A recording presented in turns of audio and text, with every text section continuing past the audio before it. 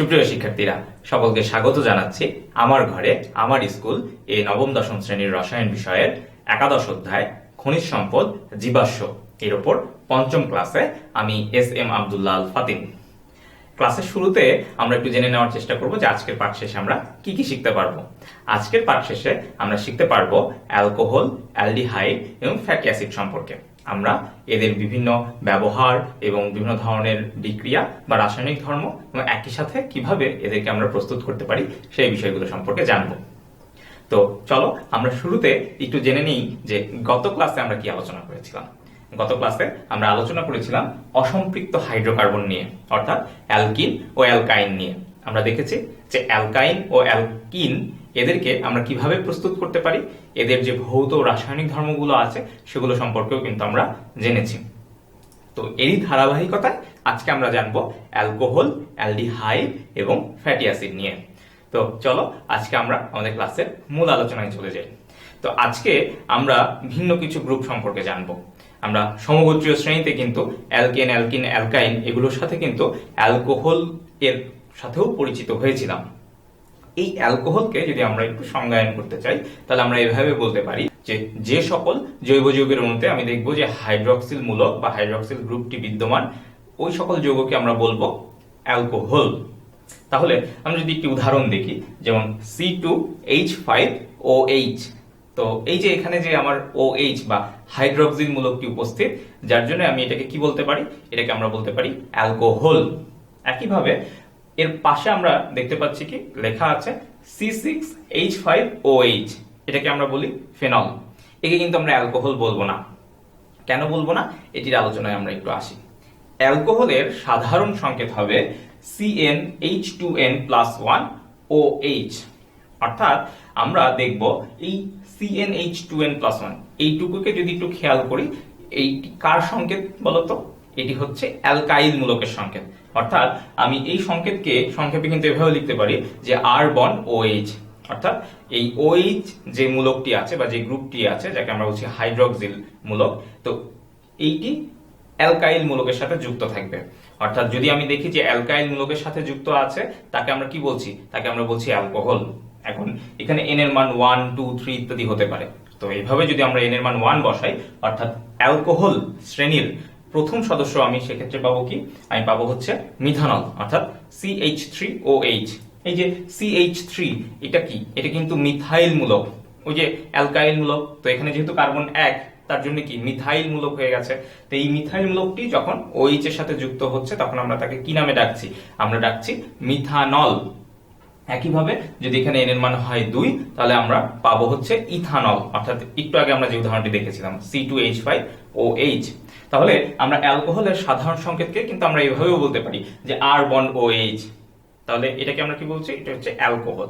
কিন্তু আমরা ফেনলের যে উদাহরণটি দেখেছিলাম, এখানে এই যে C6H5, এটাকে কিন্তু আমরা অ্যালকাইল মূলক বলি না, এটাকে আমরা বলি অ্যারাইল মূলক। এবং এটি একটি অ্যারোমেটিক যৌগ। আমরা গাঠনিক সংকেত কিন্তু দেখতে পাচ্ছি। এটা কি বললাম? এটি একটি অ্যারোমেটিক যৌগ। তাহলে আমরা মনে রাখবো যে অ্যালকোহলের সাধারণ সংকেতকে আমরা কি এভাবে লিখতে পারি যে R বন্ড OH। এখন আমরা তাহলে কি পাচ্ছি? আমরা তাহলে জানলাম যে যে সকল জৈব যৌগের অণুতে হাইড্রক্সিল মূলক বিদ্যমান থাকবে তাদেরকে আমরা বলছি অ্যালকোহল। অ্যালকোহল শ্রেণীর যে প্রথম সদস্য সেটি হচ্ছে মিথানল, এরপর দ্বিতীয় সদস্য ইথানল। এবং এই বিষয়টিও আমরা জানলাম যে অ্যালকোহলের সাধারণ সংকেত আমরা কি দেখছি? অ্যালকাইল মূলকের কিন্তু উপস্থিতি আমরা দেখতে পাচ্ছি। এবং একই সাথে আমরা আরো একটি বিষয় মনে রাখবো, অ্যালকোহল শ্রেণীর প্রথম দিকের যে সদস্যগুলো আছে তারা কিন্তু সাধারণত তরল প্রকৃতির হয় এবং তারা পানিতে সকল অনুপাতে মিশ্রিত হতে পারে। আমরা অ্যালকোহলের নামকরণ নিয়ে এবার আলোচনা করব। অ্যালকোহলের নামকরণ কিন্তু আমরা ইতিমধ্যেই হয়তো বুঝতে পেরেছি। আমরা দুটো উদাহরণ কিন্তু ইতিমধ্যে দেখেছি।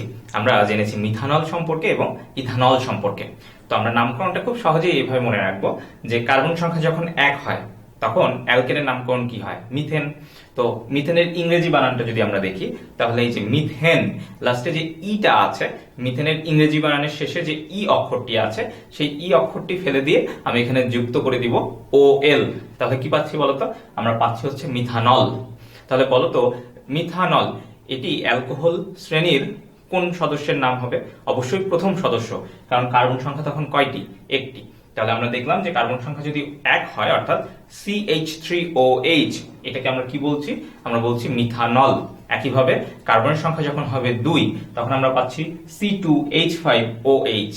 এখন এই যে C2H5OH এটাকে আমরা ইথানল কেন বলছি?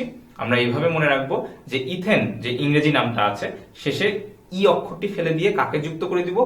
OL। ইথেনের সংকেত আমরা সবাই জানি C2H6। তো এই ইথেন থেকে যদি একটি হাইড্রোজেন বের হয়ে যায় তাহলে ওই যে অ্যালকাইল মূলক পেয়ে যাচ্ছি বা ইথাইল মূলক পেয়ে যাচ্ছি, সেটি হচ্ছে C2H5। তো এই C2H5 এর সাথে যদি আমি OH যুক্ত করি তাহলেই তো আমি কি পেয়ে যাচ্ছি? অ্যালকোহল, এবং যার নাম হচ্ছে কি ওই যে ইথানল।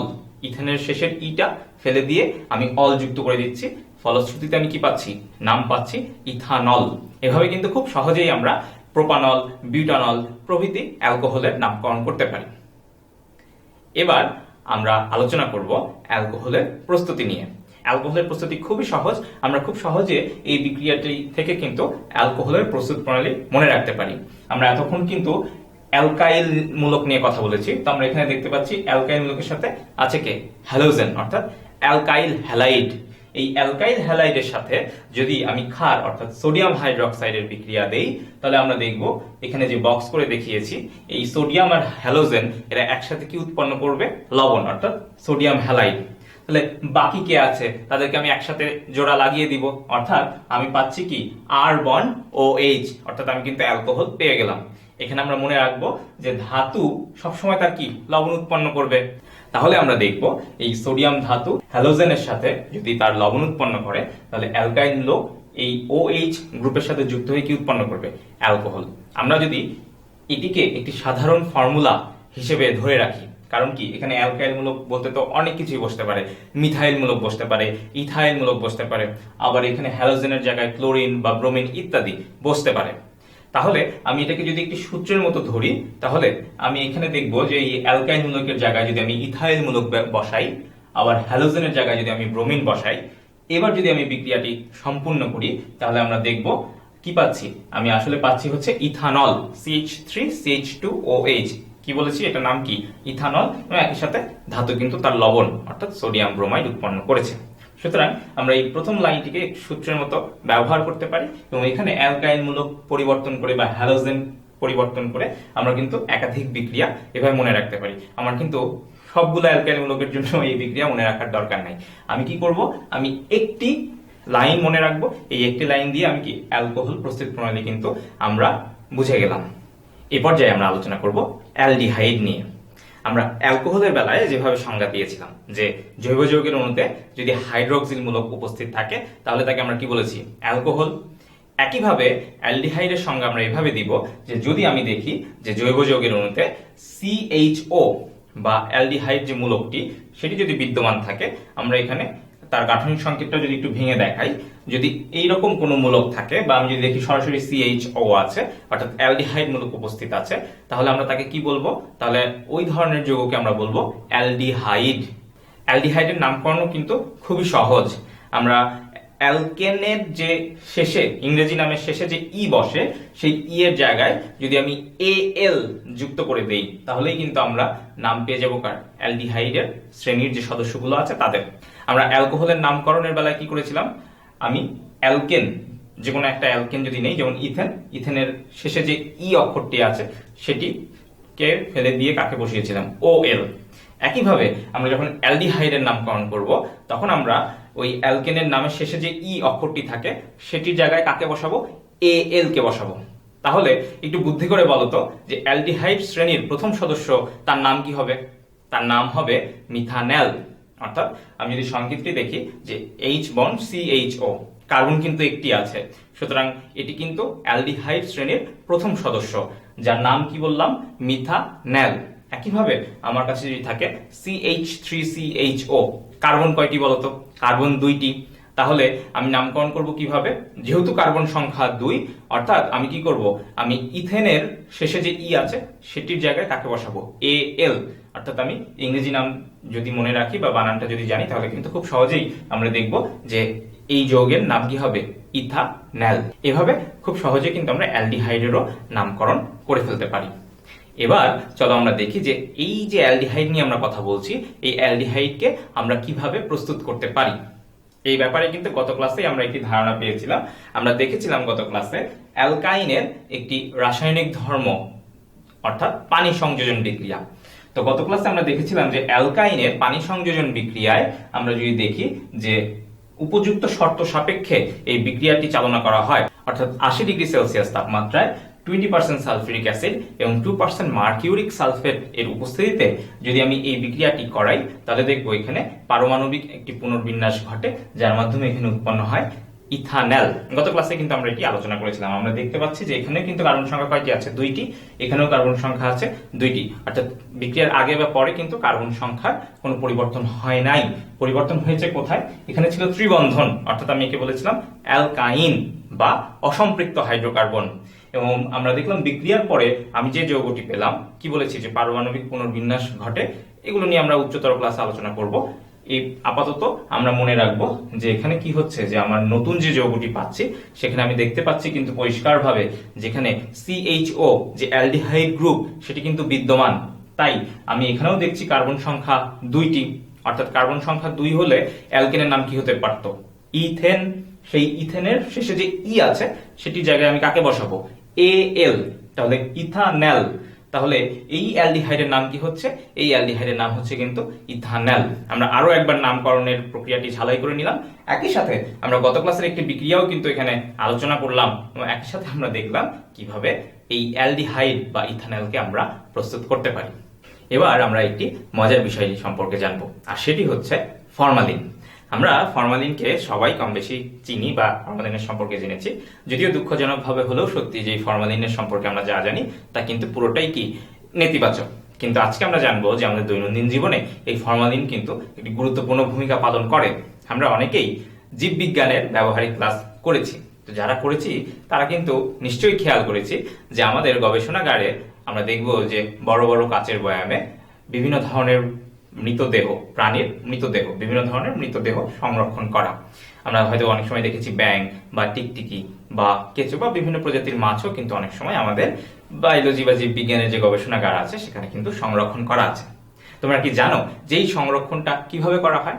সেটি নিয়ে কিন্তু আমরা আলোচনা করছি এবং আমরা এই সংরক্ষণটা করি হচ্ছে ফরমালিনের সাহায্যে।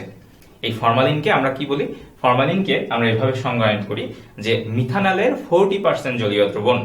এখানে আমরা একটি জিনিস মনে রাখবো যে মিথানলকে কিন্তু আমরা আরো একটি নামে ডাকি, সেটি হচ্ছে ফর্মালডিহাইড। তো এই ফর্মালডিহাইডের 40% জলীয় দ্রবণকে আমরা কি বলছি? ফরমালিন। তো এই ফরমালিন কিন্তু বিভিন্ন প্রাণীর মৃতদেহ সংরক্ষণে ব্যবহার করা হয়। কিন্তু দুঃখজনক হলেও সত্যি যে এই ফরমালিনকে কিন্তু আমাদের যে দৈনন্দিন যে খাদ্য সামগ্রী আছে, যেমন মাছ, শাকসবজি, এমনকি কিছু ফলমূলেও এই ফরমালিন ব্যবহার করা হয়, যা কিন্তু আমাদের স্বাস্থ্যের জন্য খুবই ক্ষতিকর। আমরা ফরমালিন এর সম্পর্কে জানলাম এবং এর ক্ষতিকর দিক সম্পর্কেও কিন্তু জানলাম, আবার একই সাথে এর গুরুত্ব সম্পর্কেও কিন্তু আমরা একটা ধারণা পেলাম। এবার যে আমরা আলোচনা করব জৈব অ্যাসিড বা ফ্যাটি অ্যাসিড নিয়ে। এখন এই জৈব অ্যাসিডের বেলায় আমরা প্রথমে একটু সংজ্ঞায় যাওয়ার চেষ্টা করব। ঠিক আগের মতোই এখানেও কিন্তু একটি নির্দিষ্ট গ্রুপ বিদ্যমান থাকবে, অর্থাৎ আমরা দেখব যে যে সকল জৈব যৌগে কার্বক্সিল গ্রুপ উপস্থিত। কার্বক্সিল গ্রুপ কোনটি? সেটা হচ্ছে বন্ড COOH। তো আমরা এখানে গাঠনিক সংকেতটা ভেঙেও দেখিয়েছি।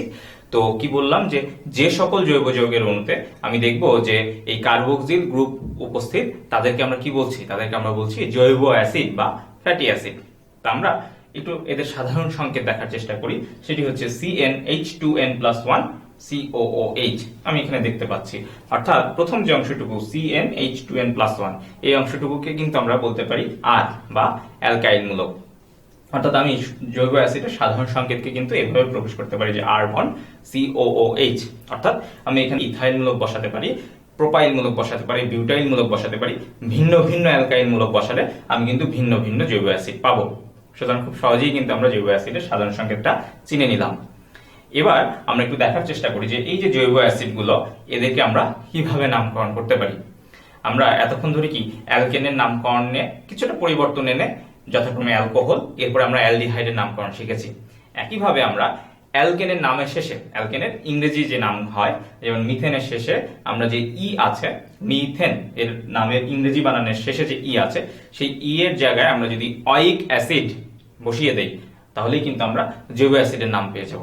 অর্থাৎ আমি যদি নেই অ্যালকেন অর্থাৎ মিথেন, তাহলে এই মিথেন থেকে আমি যদি অ্যাসিডের নামকরণ করতে চাই তাহলে আমি পাবো কি, মিথেনের শেষের ই ফেলে দিলেই আমি তাকে কি দ্বারা প্রতিস্থাপন করব, এই ই এর জায়গায় কাকে বসাবো, অয়িক অ্যাসিড, অর্থাৎ আমি নাম পাবো মিথানয়িক অ্যাসিড। একইভাবে আমি পাবো ইথানয়িক অ্যাসিড। এভাবে কিন্তু আমি প্রোপানয়িক অ্যাসিড, বিউটানয়িক অ্যাসিড, প্যান্টানয়িক অ্যাসিড ইত্যাদি পাবো। তাহলে একটু আমরা ধারণা করে ফেলি তো যে মিথানয়িক অ্যাসিডের সংকেত কি হতে পারে। আমরা দেখছি যে মিথানয়িক অ্যাসিডের সংকেত হচ্ছে H বন্ড COOH, কার্বন কিন্তু আছে একটি, তাই এটাকে আমরা কি বলছি, মিথানয়িক অ্যাসিড। একইভাবে ইথানয়িক অ্যাসিড, আমরা যেহেতু নামের শুরুতে ইথ এই অংশটুকু আছে, তো আমরা কিন্তু বলতে পারছি যে এখানে কার্বন থাকবে কয়টি, দুইটি। অর্থাৎ ইথানয়িক অ্যাসিডের যদি আমি সংকেত দেখি তাহলে কিন্তু দেখব যে CH3 বন্ড COOH। একইভাবে আমরা যদি প্রোপানয়িক অ্যাসিড দেখি তাহলে কিন্তু আমরা দেখব এইভাবে প্রত্যেকটি অ্যাসিডের জন্য কিন্তু আমরা এইভাবে কি খুব সহজেই সংকেতগুলো মনে রাখতে পারবো। আমরা একটি সাধারণ জিনিস মনে রাখবো যে কি, যে আমার সাধারণ সংকেত কি, R বন্ড COOH। এবার আমরা দেখব এই জৈব অ্যাসিডকে আমরা কিভাবে প্রস্তুত করতে পারি।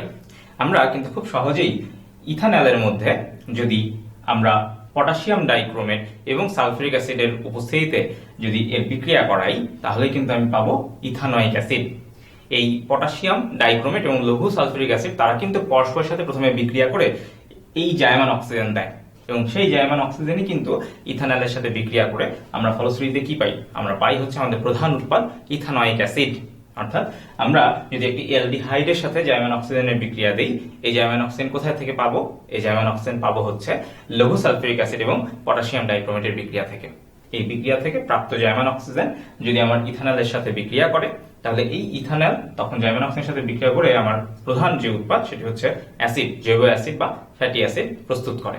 ফ্যাটি অ্যাসিডের রাসায়নিক ধর্ম নিয়ে যদি একটু কথা বলতে চাই, তো যেহেতু আমরা নামেই বলে দিচ্ছি যে অ্যাসিড, তো অ্যাসিডের যে সাধারণ বৈশিষ্ট্যগুলো আছে সেগুলো কিন্তু এই জৈব অ্যাসিড বা ফ্যাটি অ্যাসিড গুলো প্রদর্শন করে। কিন্তু আমরা একটা জিনিস মনে রাখবো যে এই ফ্যাটি অ্যাসিড বা জৈব অ্যাসিড গুলো কিন্তু দুর্বল প্রকৃতির অ্যাসিড। অর্থাৎ এরা জলীয় দ্রবণে খুবই সামান্য পরিমাণে আয়নিত হয়, বা জলীয় দ্রবণে খুবই সামান্য পরিমাণে এরা কি হয়, আয়নিত হয়ে প্রোটন দান করে। অর্থাৎ কিভাবে ভাঙে, আমি যদি ইথানয়িক অ্যাসিডকে এভাবে দেখাতে চাই তাহলে আয়নিত হয় কি, ইথানোয়েট আয়ন এবং হাইড্রোজেন আয়ন এভাবে ভাঙে। তো এই ভাঙনের ব্যাপারে আমি কি বললাম যে যেহেতু এরা দুর্বল অ্যাসিড তাই এরা জলীয় দ্রবণে খুবই সামান্য পরিমাণে এভাবে বিয়োজিত হয় বা আয়নিত হয়। এছাড়া যেহেতু অ্যাসিড, এরা কি করবে, এরা অ্যাসিডের সাধারণ বৈশিষ্ট্য কি, নীল লিটমাসকে লাল করে। একইভাবে জৈব অ্যাসিড বা ফ্যাটি অ্যাসিড গুলোও কিন্তু কি করবে, নীল লিটমাসকে তারা লাল করে। অ্যাসিডের আরো একটি সাধারণ বৈশিষ্ট্য আমরা জানি যে অ্যাসিড ক্ষারের সাথে বিক্রিয়া করে লবণ ও পানি উৎপন্ন করে।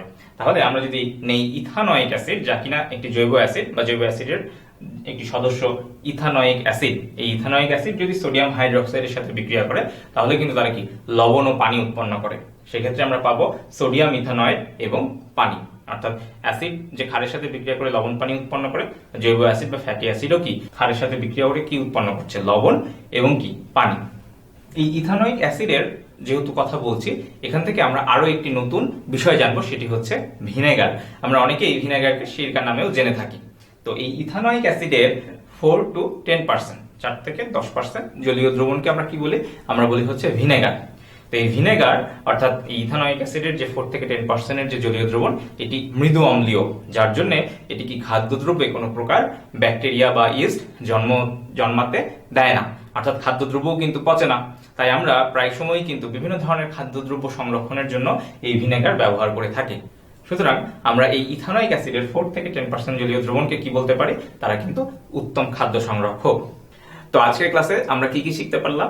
আজকের ক্লাস থেকে আমরা দেখলাম অ্যালকোহল, অ্যালডিহাইড এবং ফ্যাটি অ্যাসিডের প্রস্তুতি এবং তাদের কিছু রাসায়নিক ধর্ম সম্পর্কে।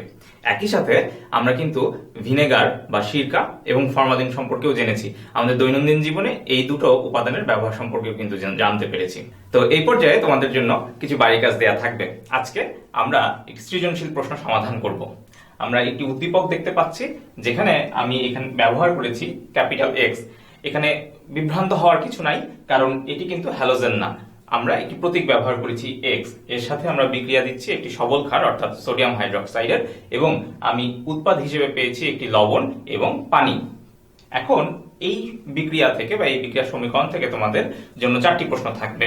প্রথম প্রশ্নটি হচ্ছে অ্যারোমেটিক হাইড্রোকার্বন কি ব্যাখ্যা করো। অ্যারোমেটিক হাইড্রোকার্বন নিয়ে কিন্তু আমরা ইতিমধ্যেই কথা বলেছি, আজকের ক্লাসেও কিন্তু অ্যারোমেটিক হাইড্রোকার্বন ফেনল সম্পর্কে আমরা জেনেছি। তোমরা চেষ্টা করবে এর উত্তর করতে। তোমাদের জন্য দ্বিতীয় যে প্রশ্নটি থাকছে সেটি হচ্ছে ক্যালসিয়াম কার্বাইড থেকে কিভাবে ইথানল প্রস্তুত করা যায়। আমরা কিন্তু গত ক্লাসে দেখে এসেছি যে ক্যালসিয়াম কার্বাইড থেকে আমরা কিভাবে অ্যাসিটিলিন বা ইথাইন প্রস্তুত করতে পারি, এবং আজকের ক্লাসে কিন্তু আমরা দেখেছি যে এই ইথাইন থেকে কিভাবে ইথানল প্রস্তুত করতে পারি। তাহলে তোমরা নিশ্চয়ই ইঙ্গিতটা বুঝতে পেরেছো যে কিভাবে ক্যালসিয়াম কার্বাইড থেকে আমরা ইথানল প্রস্তুত করতে পারবো। এরপরে প্রশ্নে চলে যাই। তোমাদের জন্য তৃতীয় যে প্রশ্নটি থাকবে সেটি হচ্ছে উদ্দীপকে আমরা যে বিক্রিয়াটি অর্ধপূর্ণ রেখেছিলাম এই বিক্রিয়াটি তোমাদেরকে সম্পূর্ণ করতে হবে। এবং সবশেষ যে প্রশ্নটি সেটি হচ্ছে আমরা এখানে যে উপাদানকে অজানা রেখেছিলাম, একটি প্রতীক ব্যবহার করেছি এক্স, তোমাদেরকে বলতে হবে যে এই এক্স যৌগটি আসলে অ্যাসিড হবে কিনা তা বিশ্লেষণ করো। আমি বিশ্বাস করি পর্যাপ্ত অনুশীলনের মাধ্যমে তোমরা এই প্রশ্নগুলো সঠিক উত্তর করতে পারবে, এবং স্কুল খোলার পর অবশ্যই তা তোমরা তোমাদের শ্রেণী শিক্ষকের কাছে জমা দিবে, যা ধারাবাহিক মূল্যায়নের সাথে যুক্ত হবে। তোমরা সবাই ভালো থাকো, নিরাপদে থাকো, সরকারি নির্দেশনা মেনে ঘরে অবস্থান করো এবং স্বাস্থ্যবিধি মেনে চলো।